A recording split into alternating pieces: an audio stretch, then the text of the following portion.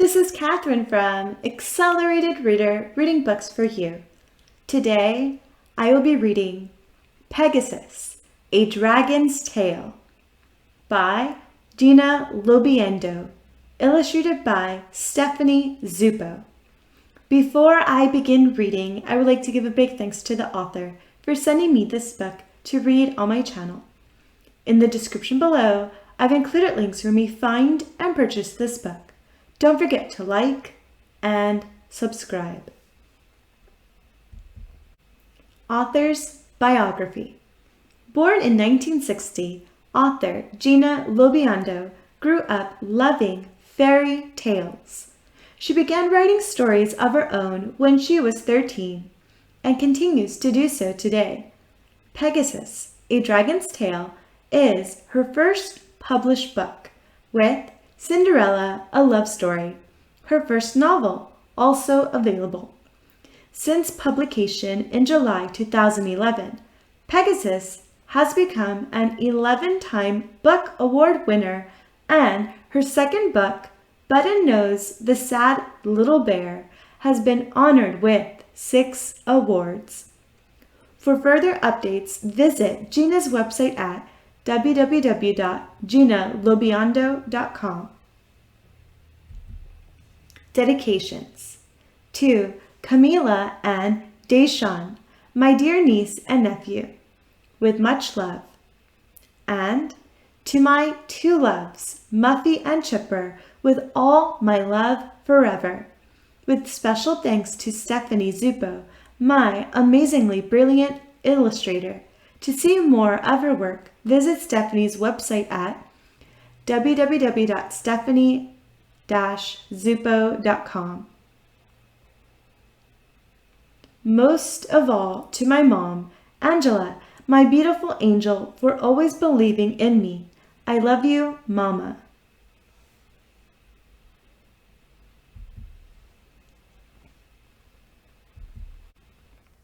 Once upon a time, in a faraway land, 2 young bear cubs were playing. They were brother and sister, and were as close as could be. Prince Deshawn, the older cub, was dark brown and larger than his sister, while Princess Camila was smaller and the color of the honey both loved to eat. One day, Deshawn found a strange object on the ground. It was an egg, but much larger than any he had ever seen before. "Let's take it home and see if it hatches," said Camila. So they did. When they arrived at their father's palace, the king helped them wrap it in a little nest of cotton to keep it warm. For many weeks, nothing happened until one morning Camila awoke to find a small beak pecking its way through the eggshell. Quickly, she woke her brother, and together they watched as a little creature no bigger than 6 inches tall crawled and squirmed its way out of the shell. It was strange looking, with scales all over its body and tiny leathery wings, which it flapped experimentally. As Deshawn ran to get the king, Camila picked the little creature up and held it, gently stroking the top of its head. It reached out and affectionately licked the side of her face with its little forked tongue. "What is it, Papa?" both cubs asked together. "Why, it's a dragon!" King Everton exclaimed. "A baby dragon! No one has seen them for many, many years. I wonder where this little one came from." "What shall we name him?" Deshawn asked. Said the king and rubbed his chin. I know, Camilla smiled. Pegasus. How do you like your name, Pegasus? She asked. Pegasus peeped and flapped his little wings, and it seemed to Camilla that he almost smiled. The years passed, and the cubs and Pegasus grew. As much as he liked Deshaun and had fun playing with him, the little dragon was completely devoted to Camilla. He followed her everywhere and even slept beside her bed at night, like a faithful puppy dog. One day, when Pegasus had grown bigger than Camilla and her brother, King Everton said he thought it was high time they set the dragon free. The cubs were heartbroken, but their father was determined. We don't know how big he'll get, he pointed out, and besides, he'll be better off on his own. Perhaps he'll find another of his own kind and have a family. So it was a sad parting for the little dragon and his friends. Pegasus was taken high into the mountains, where there was plenty of water and the fruits he'd grown to like. Once more, the years came and went. Prince Deshaun grew into a fine, strong, handsome bear, and Camilla into the loveliest princess bear in any kingdom. They both became very active in helping their father rule. Their little kingdom remained peaceful, and the people were happy. Camilla never forgot Pegasus and often wondered where he was and what had become of him. The time of wondering, however, came to an end one terrible day when the leader of a neighboring kingdom declared war on King Everton. The battles waged on for many months, and many brave bears were injured. One day, while the good king was away, the palace was raided, and both Camilla and Deshaun were captured and taken prisoner. In the enemy leader's camp, they were tied to poles, where he planned to keep them until their father surrendered. His plans backfired one afternoon. However, for quite suddenly the wind began to pick up, and the afternoon sky darkened till it looked like nightfall. And that's when they all heard the sound. It was hard to make out at first, but at last it sounded like the flapping of wings. Huge wings. Camilla and her brother looked up to the sky, where they saw an enormous creature flying towards the camp. It must have been 200 feet from head to foot, with a 400-foot wingspan. The tail alone was 75 feet long. The great dragon landed not far from the prince and princess and gave a tremendous roar. The army of the wary king fled in every direction. "It'll eat us alive!" Deshaun shrieked. "No," Camilla smiled after a moment. "It's Pegasus."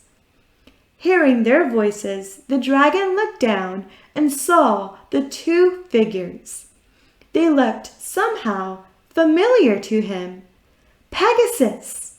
the honey-colored bear called. "Pegasus! It's Camilla! I raised you from an egg, remember? We played together in the palace, and you used to sleep by my bed at night. Please, Pegasus, remember!" A memory flashed in the great creature's mind. Two little cubs, a palace, playing ball in the sunny garden, flowers, being curled up by a bed with a fire blazing nearby. Pegasus yipped like he hadn't done in years and wagged his great tail. Then he sat on the ground before his friends. "Untie us, Pegasus," Dayshawn called. The dragon reached out with one great finger and easily cut the ropes with the point of his nail. They fell away like melted butter. He held out his hand, and the royal siblings climbed in as he gently closed it. Suddenly, the warlord came running toward them with a spear. Pegasus took a deep breath into his great lungs and blew the evil bear to the ends of the earth, where he would bother no one again. "Take us home, Pegasus," Camilla smiled. The great dragon purred from deep in his chest and flapped his wings. They were in the air in a moment. Very soon they reached the palace. King Everton came out onto a balcony just as Pegasus landed. He put his friends by their father, where he hugged them both tightly.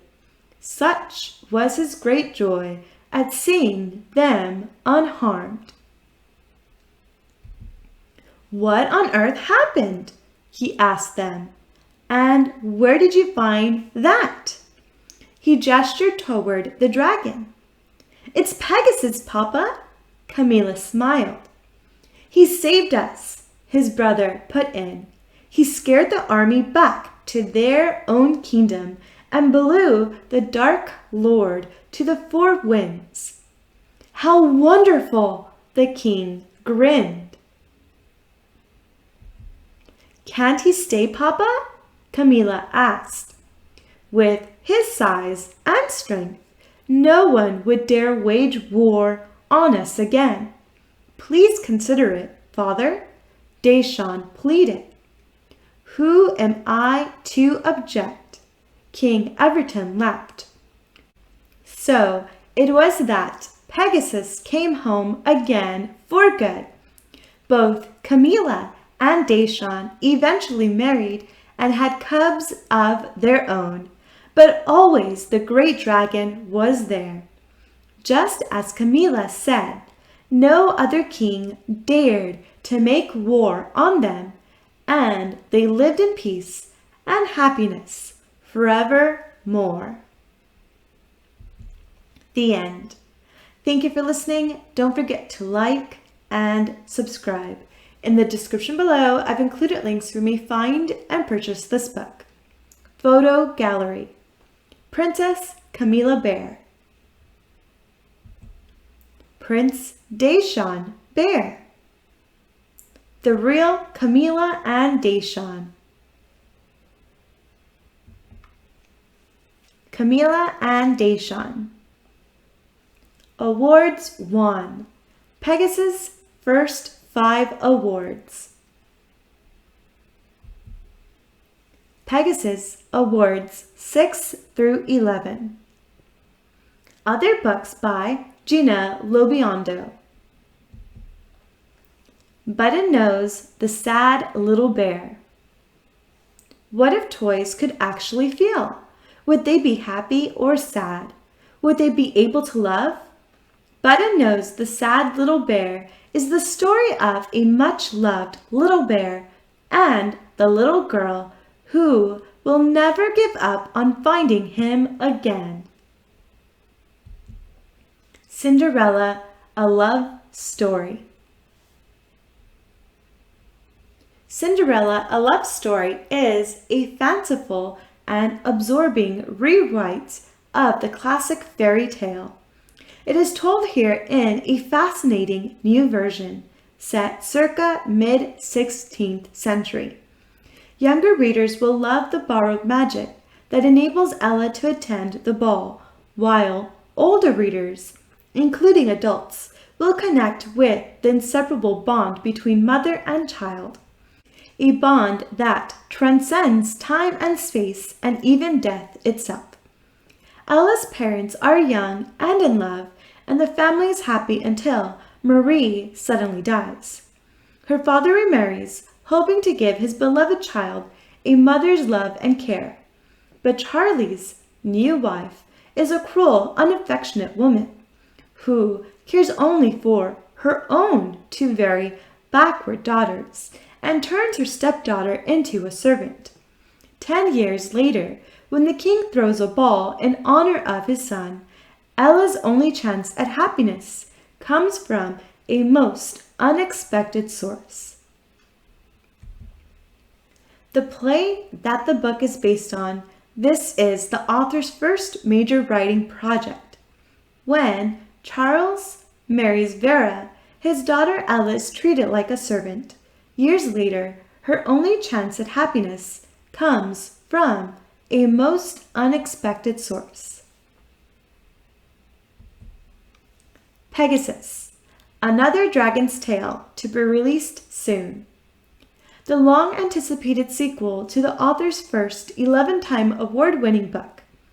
An all-new, heartwarming adventure with the great dragon Pegasus and his two young friends, Dane and Kyra. Thank you for listening. Don't forget to like and subscribe. In the description below, I've included links where you may find and purchase this book.